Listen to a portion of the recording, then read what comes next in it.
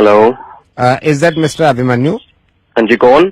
अभिमन्यु जी, मैं .com से बोल रहा हूँ। आपने 5 दिन पहले ये पावर बैकअप बैटरी मोबाइल के लिए बुक किया था। हाँ जी, किया था।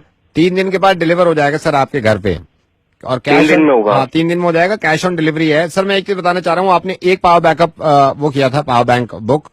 हाँ, एक ही किया था मैंने। सर हम 2 भेज रहे हैं, तो आप कैश ऑन डिलीवरी दो, 2 की पेमेंट कर दीजिएगा आप घर पे। 2 क्यों? सर ऐसे ले लो 2। नहीं यार, मैंने एक ही मंगाया, तो आप एक ही दीजिए ना। तो 2 ले लीजिए ना सर, 2 में फायदा है। यार 2 चाहिए ही नहीं मेरे को, एक ही चाहिए, तो एक ही सर दीजिए 2 ना। लेके देखिए ना, आप जब पैसा है तो 2 ले सकते हैं ना। पैसा है तो क्या करूँ, 10-10 ले लूँ क्या खामा खा के? यही तो चक्कर है सर। पैसे के मामले में आप जब रेस्टोरेंट में जाते हैं, वहाँ पे आप 2 आदमियों का खाना ऑर्डर करते हैं, वो होता है 7 आदमियों का खाना। वहाँ पे क्यों नहीं ख्याल रखते आप?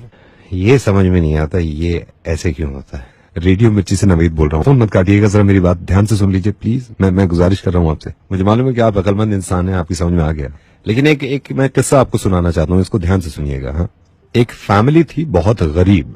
इस फैमिली में 4 लोग थे, हस्बैंड, वाइफ और इनके 2 बच्चे, एक लड़का और एक लड़की। बच्चों की उम्र 4 से 6 साल थी। 4 साल का लड़का था और 6 साल की लड़की थी।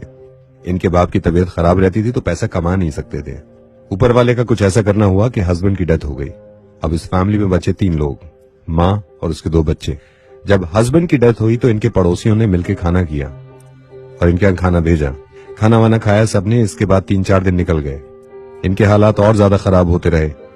बीवी ने बच्चों का पेट भरने के लिए कुछ लोगों से उधार मांगा।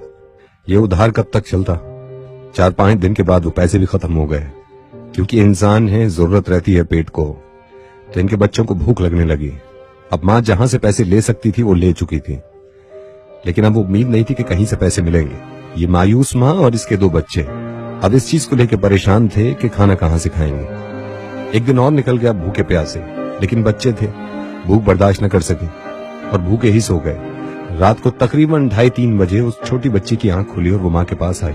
इस बच्ची ने माँ की तरफ देखा और ये कहा कि माँ, हमारा भाई कब मरेगा? तो माँ ने कहा, तू ऐसे क्यों कह रही है? तो इस बच्ची ने कहा, क्योंकि जब पापा मरे थे तो खाना आया था, भाई मरेगा तो खाना आएगा। ये सुनने के बाद इसको कलेजे से लगा लिया। अभिमन्यु मैं ऐसी बातें करना चाहते ही नहीं हूँ, ना मुझसे हो पाती हैं, लेकिन मजबूर हो जाते हैं। और इतना बड़ा गुनाह नहीं है ये, लेकिन अगर सोचें कि कुछ लोगों के लिए ये खाना ये बहुत जरूरी होता है, बहुत जरूरी, तो मेरी आपसे ये दरख्वास्त है और सभी से जितने लोग ये सुन रहे हैं, अगली बार आप जब भी किसी रेस्टोरेंट में, किसी होटल में या किसी घर की पार्टी में कुछ खाना बनाएं, प्लीज इतना ही लीजिएगा जितना आप खा सकते हैं, और कोशिश करिएगा कि बचा हुआ खाना उनको दे दें जो लोग इस खाने से जी सकते हैं। यार मैं आपको बता रहा हूँ, चाहे मैं आप मर जाऊँ, लेकिन इस चीज का पक्का ख्याल रखूंगा। प्लीज ख्याल रखिएगा, प्लीज ख्याल रखिएगा। Thank you so much Abhimanyu, बहुत बहुत शुक्रिया समझने के लिए। Thank you.